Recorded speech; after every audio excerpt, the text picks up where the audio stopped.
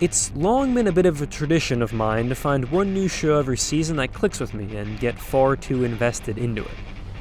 Not necessarily my favorite show, but the show I tell other people to watch the most, I suppose. I mean, just look at previous videos on this channel. Back in spring, that show was Sing Yesterday for me, and in summer it was Decadence.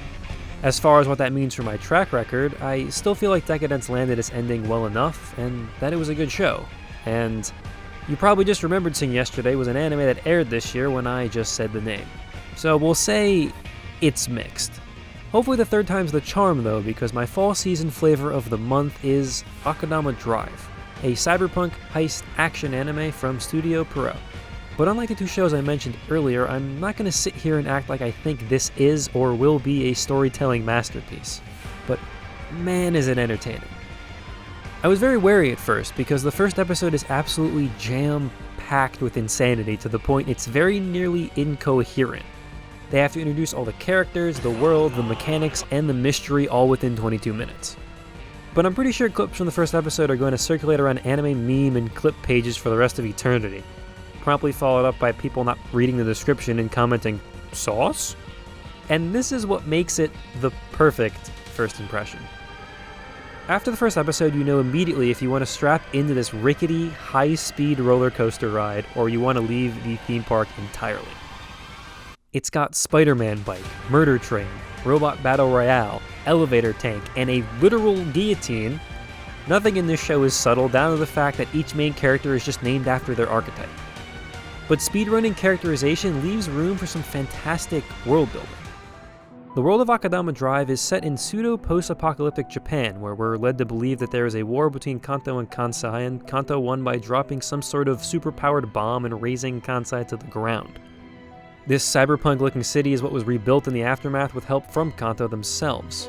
The city is run as a vassal state, but criminals known as Akudama run rampant throughout its borders. While this is all interesting, it's not what sold me on the world. What sold me is the fact that we don't actually know if any of what I just said is true. Much of the background we get is provided in these propaganda-looking shorts that air during each episode. We have yet to see Kanto, see anyone from Kanto, and have just gotten glimpses of high-tech products produced there.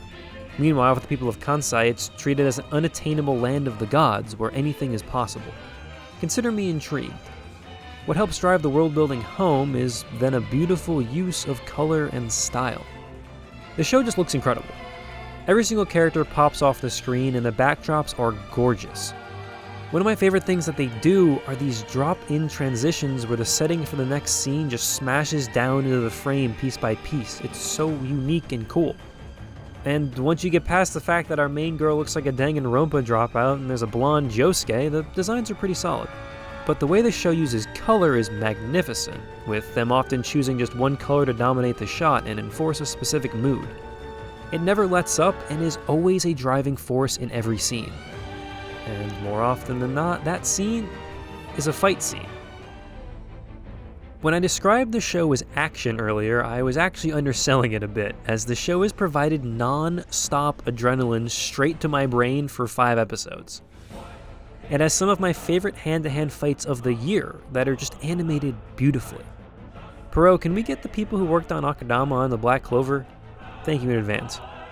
It's honestly the opposite of how I generally like my action sequences. Usually I want the scene to be built up and fraught with emotion and significance that causes each blow by the combatants to mean something.